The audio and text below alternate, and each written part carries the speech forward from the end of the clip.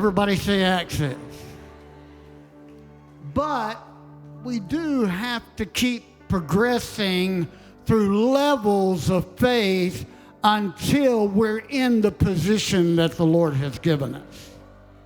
Look at somebody next to you and say, you have a position that He's created. Remember what Jesus said to us. He said, I go to prepare a place for you. A lot of people think that's just heaven. That's where He sits. And we sit next to it. Now, we're living in this era of war, and there's one thing we have to remember. We have access to Father's throne room in the middle of the conflicts we walk through. Don't ever forget that.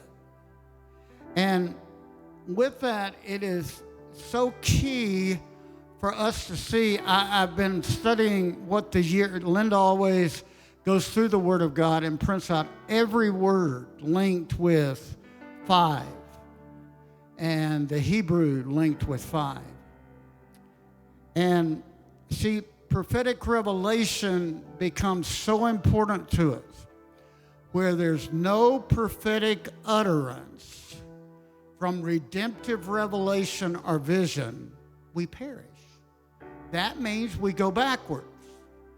That means you go back down. And you walk in the condition of the prince of the power of the air, the God of this world. We decree that prophetic revelation will keep us buoyant in days ahead. Will create our boundaries in days ahead. Will keep us walking, because how you speak, what you see, where you walk, become the keys to your life ahead. Look at somebody and say, stay up.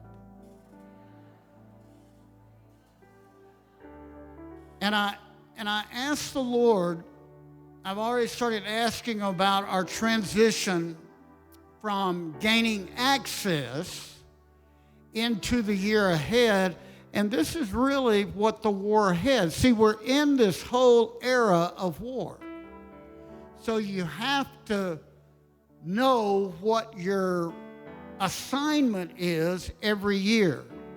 Next year, as we approach in September, October, because it's late this year, our celebration, the real war is the battle for the high places. We will each be battling for the high place of worship that God has given us and toppling what the enemy is trying to rule. Now, that's what the whole year ahead is about. And 5 is linked with grace, so there's supernatural grace for you to fight. Turn to somebody and say, you're going to win your war.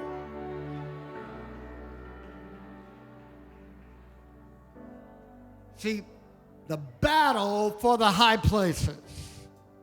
And really, that's what the wineskin for the future this year is going to start reflecting, because in the 5th year of a new era, a new decade, the personality of the wineskin begins to mature. The fruit of it begins to mature. And this will be the wineskin for the new era ahead. Worshipers that take the high places. Now, remember last week when I talked about the 12 leaders? See, spies isn't really a good word. They were the leaders of every tribe. They were the best of the best, the ones with the most wisdom, most authority. They were sent in to see what God had promised Abraham, what he had brought them up out of. And they came back and they said, we can't go up. We can't go up against. Stayed in the promise for 40 days and came back and rejected it. I want you to think about that. When you speak against what God is trying to do in your life, you're rejecting the best he has. It's a danger. It's probably one of the greatest dangers that we face. And Caleb stood up and said, everybody, it was catching like wildfire through the camp. Every tribe was echoing what they were hearing. Every tribe. And Caleb quieted the people and said, let us go up. Look at somebody and say, we got to go up. We got to take possession. And if we'll go up, we'll conquer. Say that out loud. If we go up, we'll conquer. Because Caleb was saying, we have to make a choice.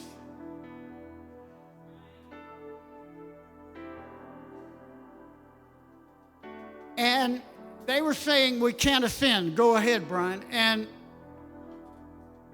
Caleb was saying, are you wanting to go back to slavery? Are you wanting to go live here in this wilderness with no new clothes, no new shoes, eating one meal over and over? Normality? Boredom? Or he has offered us our palace called Canaan. Just because the enemy's been in there for 10 generations. We have to remember the Lord told Abraham he was going to leave them in there for 10 generations, and everything they did for 10 generations would be ours. But you're choosing not to go up.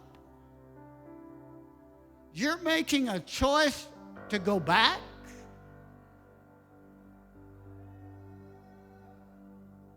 See, when I say we're at a dividing line, personally, we're at a choice. Territorially, we're at a choice. Generationally, we're at a choice. Corporately, we're at a choice. And really, I see we have one pattern. Jesus said, even though the Spirit led me into the wilderness, and I've been here in the wilderness 40 days. Now, they chose the wilderness for 40 years. Look at somebody and say, I better start choosing right now. I'm going to ascend out of this wilderness. If you're in a wilderness place right now, you need to say, I'm going up. Going up.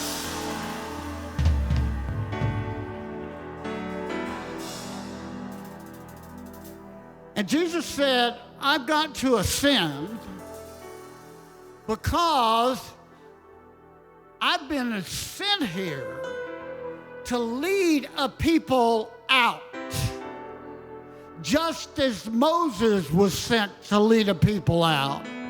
But I'm going to offer it to all mankind. And I'm going to ascend not just out of the wilderness, but out of death and demonstrate it. I'm going to ascend out of hell because Father's going to make me go down there. And I'm going to demonstrate it. And I'm going to ascend out of that grave.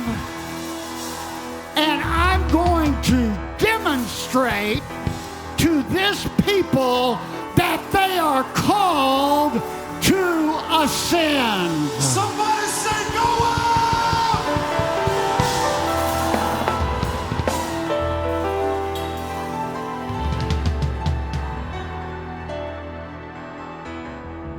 Now there's 3 dimensions that we need to know to understand him. We need to know the power of the crucifixion, the ultimate sacrifice. The priest would ascend into the temple or into the tabernacle, and they would offer the best to the people. The sacrifice of the people. He sacrificed the best. But you know, it's not just the power of the cross that brings us into liberation. That's where the church has gotten confused, because after the cross comes the resurrection. And you have to understand that is the overcoming dimension that he leaves with us. But that's still not the thing. I think the thing that happened in my life when the Lord visited me in the 70s was he said, you can live from where I have positioned you and come up and ascend with me. See, that's what the whole book of Ephesians is about. It's not just the crucifixion, not just the resurrection, but until you embrace the ascension of Christ, because it was in the ascension that he sent the advocate to live in you. And so he said, you're going to have to not just go to the cross, not just face off death, but you're going to have to get so deep in you that you are seated with me in the heavenlies. Therefore, you can abide here and you can rule with me.